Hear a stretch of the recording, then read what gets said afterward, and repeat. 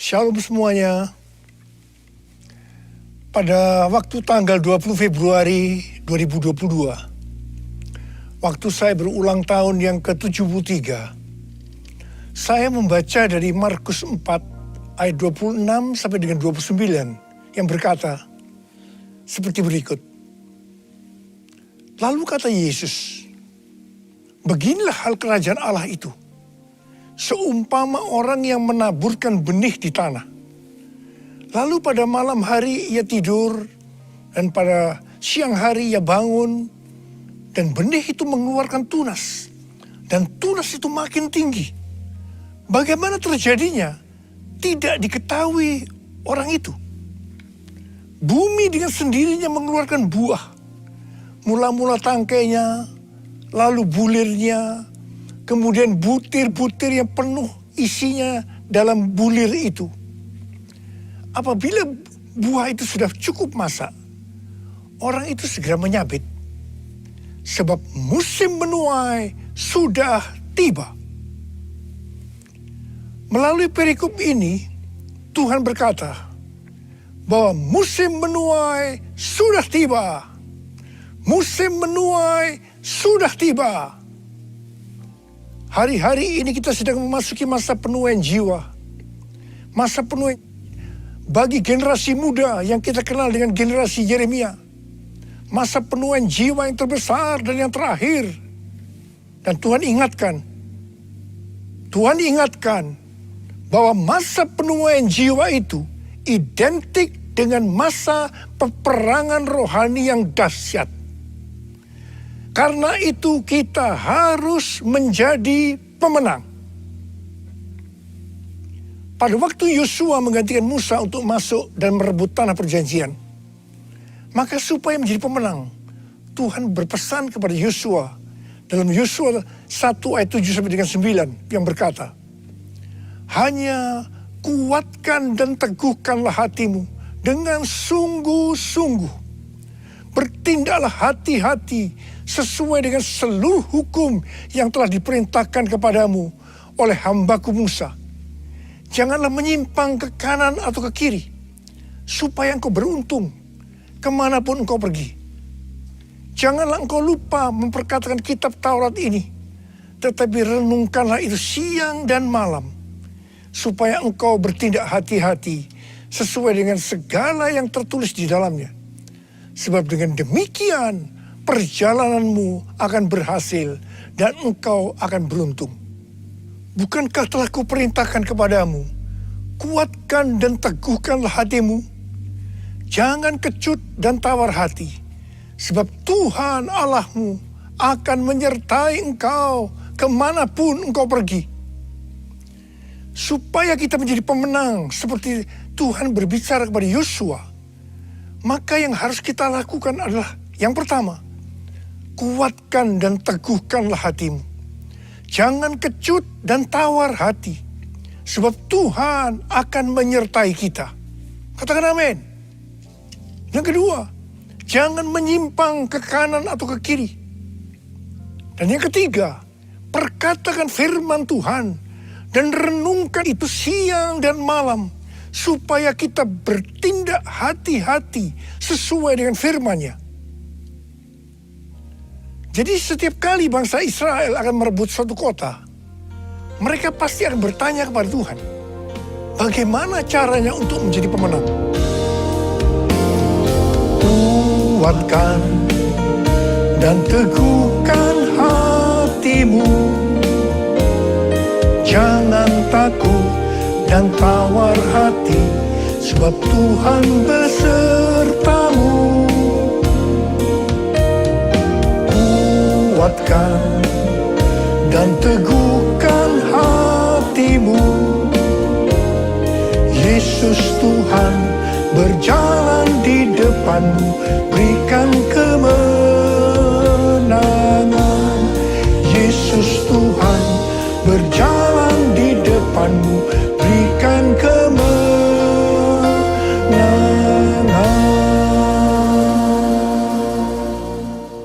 Pada suatu hari, ketika mereka akan merebut kota Ai, mereka tidak bertanya kepada Tuhan, Karena menganggap Ai adalah kota kecil dan jumlah orangnya sedikit. Jadi mereka menganggap enteng. Tetapi apa yang terjadi? Justru mereka kalah perang. 36 orang mati. Ini membuat mereka sangat tawar hati. Mereka berseru-seru meminta ampun kepada Tuhan. Pertanyaannya, mengapa mereka bisa tidak bertanya kepada Tuhan? Padahal di setiap langkah mereka, setiap kali mereka merebut satu kota, mereka akan bertanya kepada Tuhan. Jawabannya, Tuhan yang mengizinkan mereka lupa bertanya. Karena ada dosa dari Achan yang mengambil barang yang dikhususkan. Sehingga Tuhan murka terhadap orang Israel. Kekalahan bangsa Israel ini merupakan pelajaran bagi kita. Kalau kita teledor dengan hal-hal yang seharusnya kita bertanya kepada Tuhan, tetapi tidak kita lakukan, sehingga terjadi hal-hal yang tidak kita inginkan, kita harus introspeksi. Apakah ada dosa yang kita lakukan yang belum diselesaikan dengan Tuhan? Sebab ini akan bisa berakibat seperti yang dialami oleh bangsa Israel. Kalau kita melihat pesan Tuhan Yesus kepada 7 sidang jemaat dalam Wahyu 2 dan Wahyu pasal 3, di mana ini juga berbicara tentang pesan Tuhan Yesus kepada gereja sepanjang masa, termasuk gereja masa kini, maka selalu akan diakhiri dengan kata-kata sebagai berikut. Barang siapa bertelinga, hendaklah mendengarkan apa yang dikatakan oleh Roh kepada jemaat-jemaat. Dan barang siapa menang, upahnya adalah masuk surga. Sekali lagi, bahwa peperangan rohani berhubungan erat dengan menjadi pemenang. Kita harus menjadi pemenang dalam melawan dosa, iblis, dan kedagingan kita. Kuncinya adalah mendengarkan apa yang dikatakan oleh Roh dan melakukannya. Ingat saudara, hanya para pemenang yang masuk surga.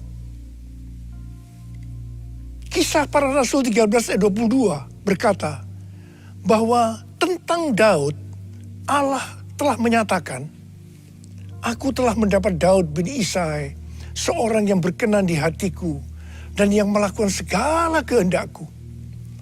Daud berkenan di hati Tuhan karena melakukan segala kehendaknya.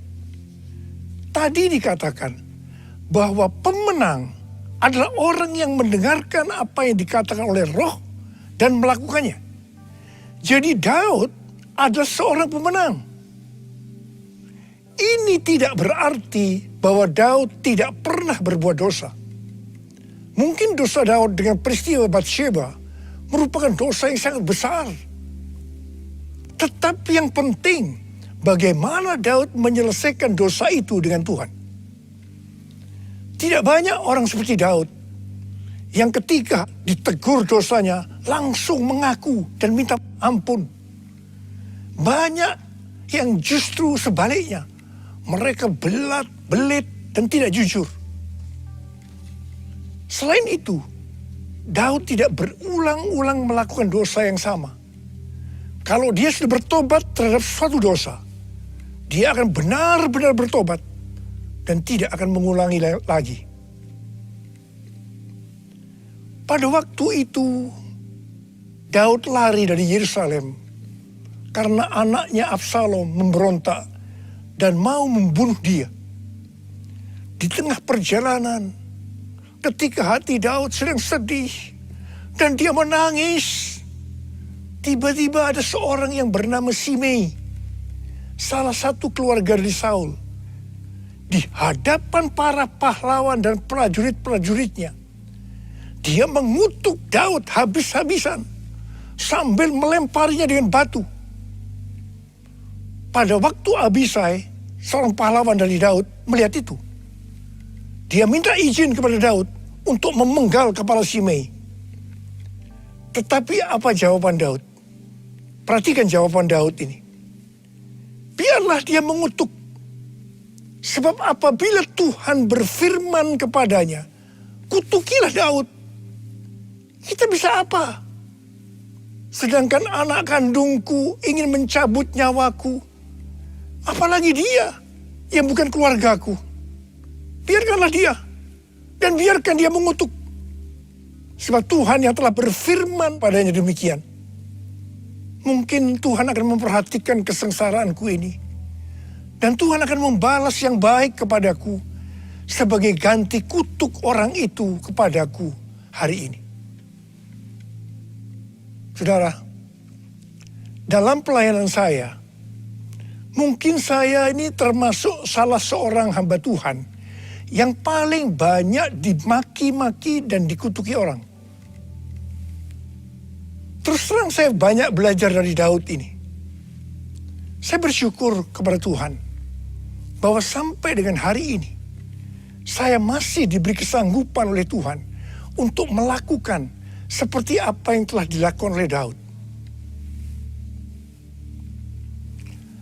Akhir daripada pemberontakan Absalom, anak Daud, itu berakhir dengan kematian dari Absalom. Ketika Daud pulang kembali ke Yerusalem dan ia sampai ke tepi sungai Yordan, maka banyak orang yang menyambut dia, termasuk Shimei. Shimei sujud di hadapan Daud untuk minta ampun. Di sini kembali Abisai, pahlawan Daud, salah seorang pahlawan Daud tadi, yang pernah minta izin untuk memenggal kepala Shimei, berkata kepada Daud agar Shimei dihukum mati karena dia mengutuki orang yang diurapi Tuhan. Tetapi Daud dengan tegas berkata kepada Abisai, "Tidak." Kemudian Daud berkata kepada Shimei, "Engkau tidak akan mati." Dan Daud bersumpah kepadanya. Puji Tuhan saudara, sampai dengan hari ini, dengan kekuatan yang diberikan oleh Tuhan, saya tidak pernah dendam kepada orang-orang yang dengan sengaja atau tidak sengaja berbuat jahat kepada saya. Meskipun mereka tidak minta maaf, saya tetap melupakan apa yang pernah mereka lakukan kepada saya. Haleluya. Allah yang bela, siapa lawan dia? Lebih dari pemenang dalam segala hal. Aku pasti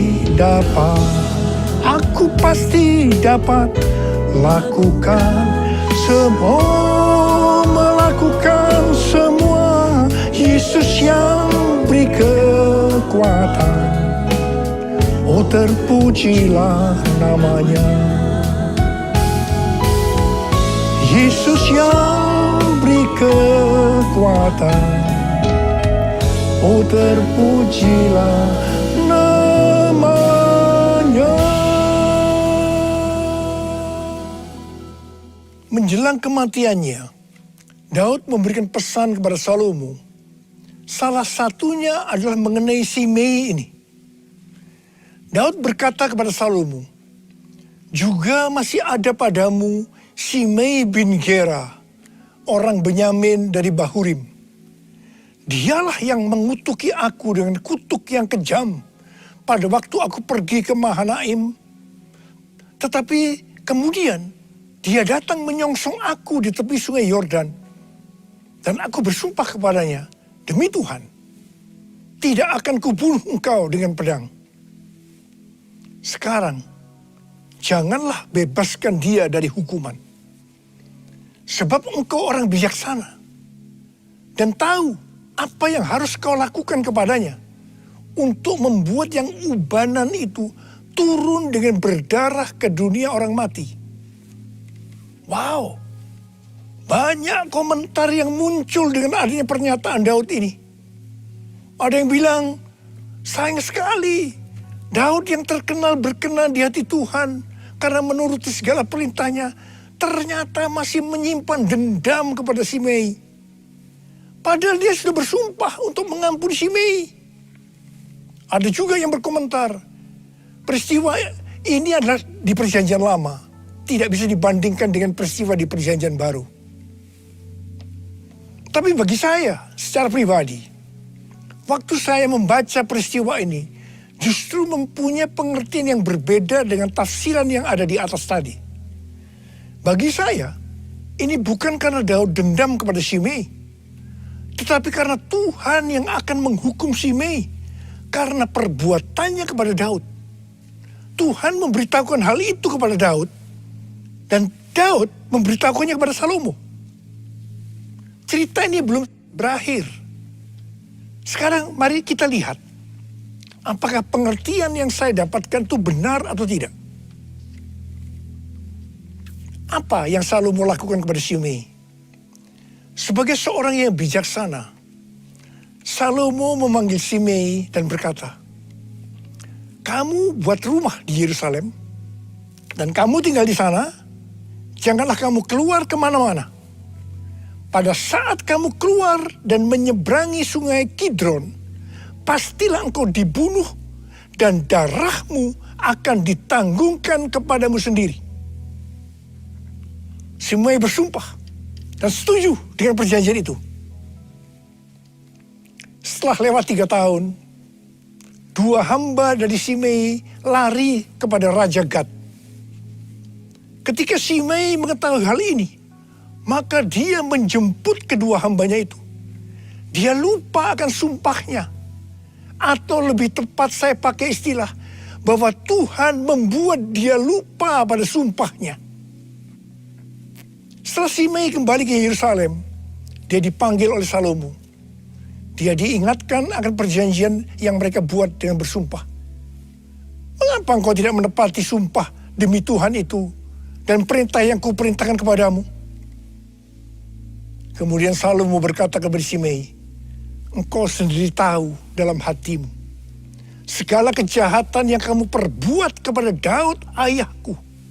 Maka Tuhan telah menanggungkan kejahatan itu kepadamu sendiri.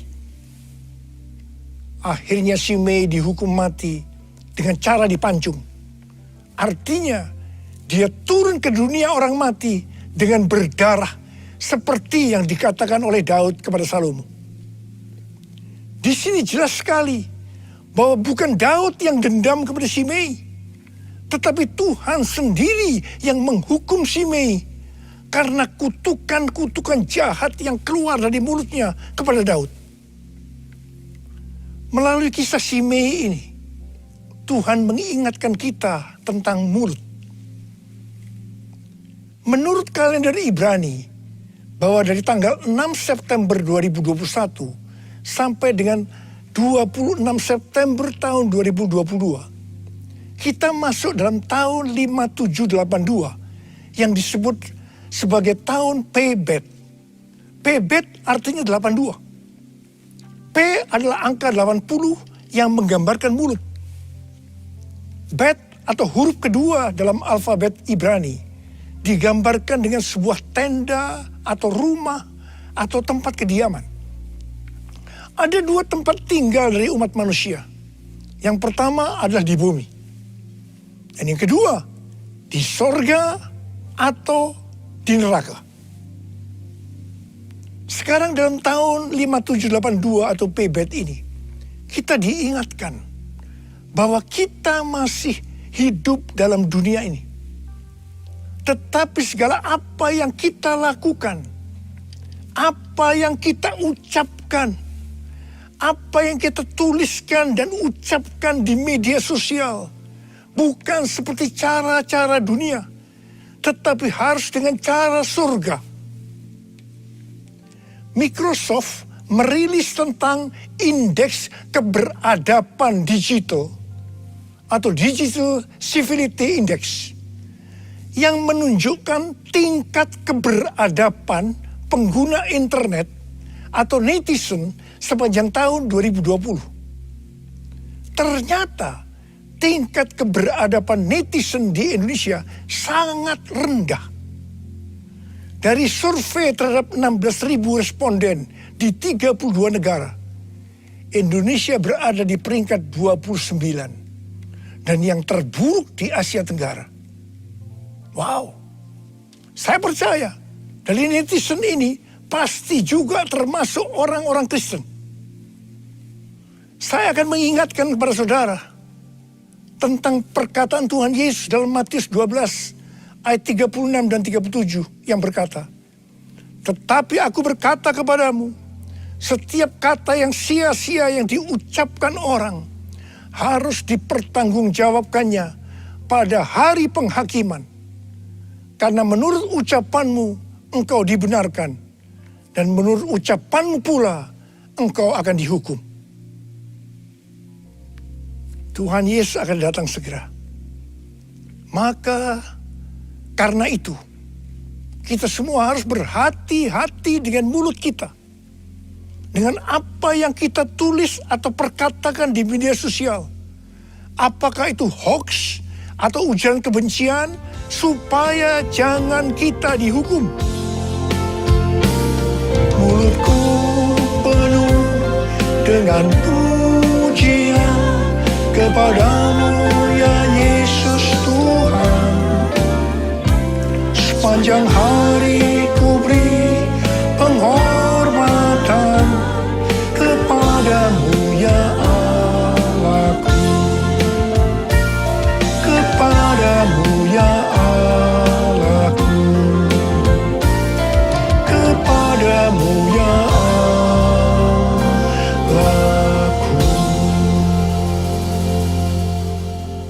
Kita harus mengingat 1 Korintus 6 ayat 19 yang berkata, "Atau tidak tahukah kamu bahwa tubuhmu adalah bait Roh Kudus yang diam di dalam kamu? Roh Kudus yang kamu peroleh dari Allah, dan bahwa kamu bukan milik kamu sendiri?" Sekali lagi saya ingatkan bahwa tubuh kita bukan milik kita sendiri. Mulut kita bukan milik kita sendiri, tetapi miliknya Tuhan Yesus. Karena kita sudah dibeli dengan harga yang mahal dari kuasa iblis dengan darah Tuhan Yesus sendiri. Kita harus menggunakan mulut untuk berbicara hal-hal yang sesuai dengan firman Tuhan. Termasuk juga saat berbicara dan menulis di media sosial.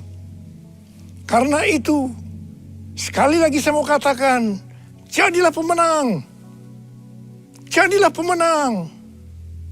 Saya berdoa agar kita semua menjadi pemenang. Dan sekali lagi, hanya pemenang yang masuk sorga. Saya mau berdoa buat saudara.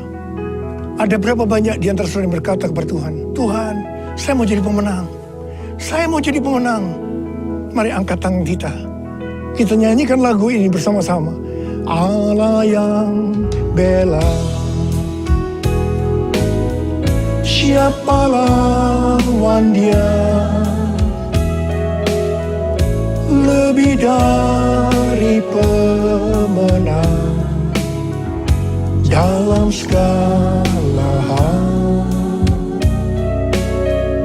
Ku pasti dapat, aku pasti dapat lakukan semua, melakukan semua. Yesus yang beri kekuatan, oh terpujilah namanya. Yesus yang beri kekuatan, oh terpujilah namanya.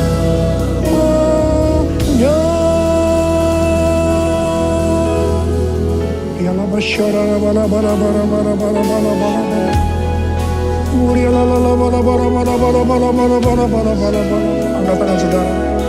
Saudara mau didoakan, mau jadi pemenang. Angkat tanganmu. Tuhan, kau melihat tangan-tangan yang terangkat saat ini. Anak-anakmu mau jadi pemenang ya Tuhan. Menjadi pemenang, dan hambamu tahu itulah yang kau kehendaki, agar kami semua menjadi pemenang. Oh, berdoa buat mereka ya Tuhan. Berdoa buat segala pergumulan yang mereka hadapi hari-hari. Jadikan mereka pemenang. Mereka pasti dapat ya Tuhan, karena Engkau yang menyertai kami. Karena Engkau yang menyertai kami, Tuhan terima kasih. Terima kasih, terima kasih. Dalam nama Yesus kami berdoa. Dalam nama Yesus, haleluya. Haleluya, haleluya. Amin. Mari saudara-saudara, kita akan masuk dalam perjamuan kudus. Kita akan mengingat ayat ini. Sebab setiap kali kamu makan roti ini dan minum cawan ini, kamu memberitakan kematian Tuhan sampai Ia datang. Perjamuan kudus adalah perjamuan Tuhan Yesus sendiri. Setiap kali kita masuk dalam perjamuan kudus, Tuhan Yesus selalu berkata, biarlah ini menjadi peringatan akan daku.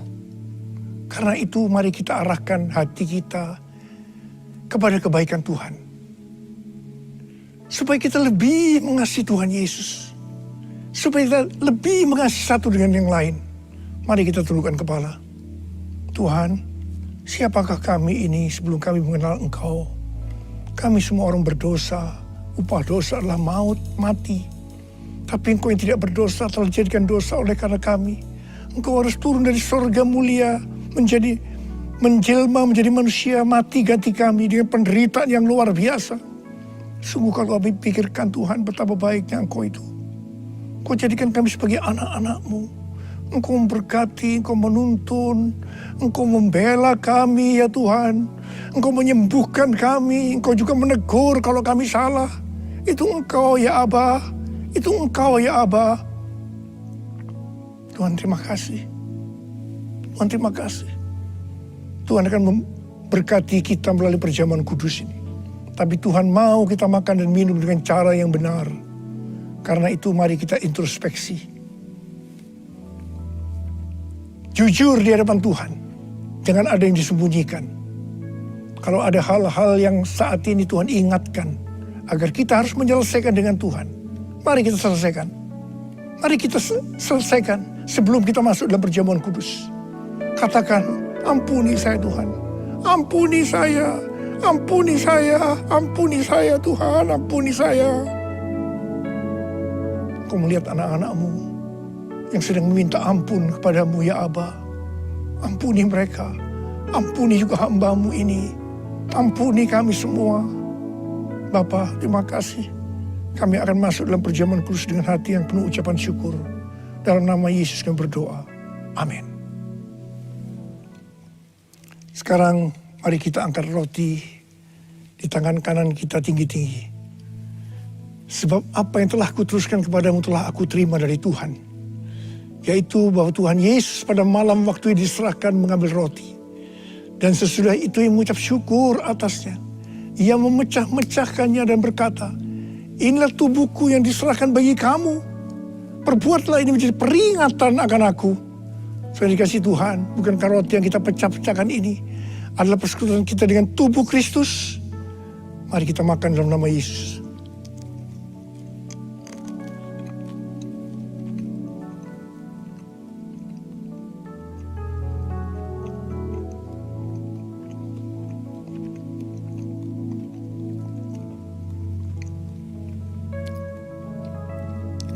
Mari, angkat cawan di tangan kanan kita tinggi-tinggi.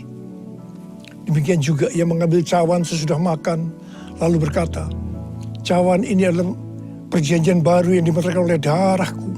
Perbuatlah ini setiap kali kamu meminumnya menjadi peringatan akan aku.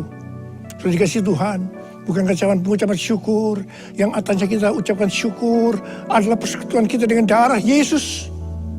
Mari kita minum dalam nama Yesus.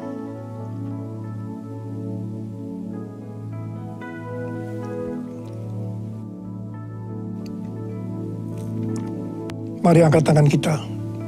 Ucapkan syukur kepada Tuhan. Dengan suara. Jangan diam. Tuhan terima kasih. Tuhan terima kasih buat kebaikan-Mu ya Tuhan. Oh rala bara bara bara bara bara bara. Terima kasih. Terima kasih Tuhan. Terima kasih. Tuhan terima kasih. Tuhan, Engkau melihat anak-anak-Mu semua ya Tuhan. Engkau mengasihi mereka. Berkati mereka, Engkau menyembuhkan mereka yang sakit, yang dalam persoalan, Engkau memberikan jalan keluar. Mujizat terjadi dalam kehidupan mereka. Terima kesembuhan, terima mujizat Tuhan, terima. Terima kasih ya Aba. Terima kasih ya Aba. Terima kasih, terima kasih, terima kasih. Terima kasih Yesusku. Terima kasih Yesusku. Puji syukur hanya bagi Tuhanku. Terima kasih Yesusku. Terima kasih Yesusku. Puji syukur hanya bagi Tuhanku.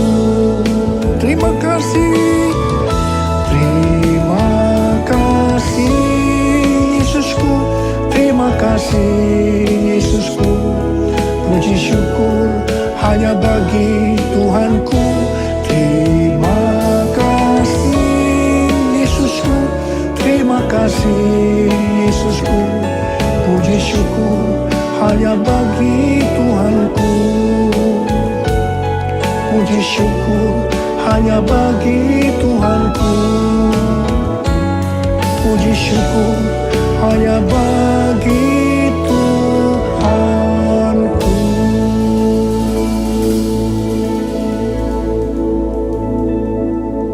Oh Rara Syama, terima kasih ya Pak. Terima kasih, terima kasih, terima kasih, terima kasih ya Pak. Terima kasih. Angkat tangan saudara, terimalah berkat Tuhan. Kasih karunia berlimpah-limpah daripada Allah Bapa dalam anak yang tunggal Yesus Kristus. Persekutuan yang manis dengan Roh Kudus menyertai saudara sekalian mulai hari ini. Sampai Tuhan Yesus datang menjemput kita di awan-awan dan bahkan sampai selama-lamanya. Yang percaya bersama-sama katakan, Amin.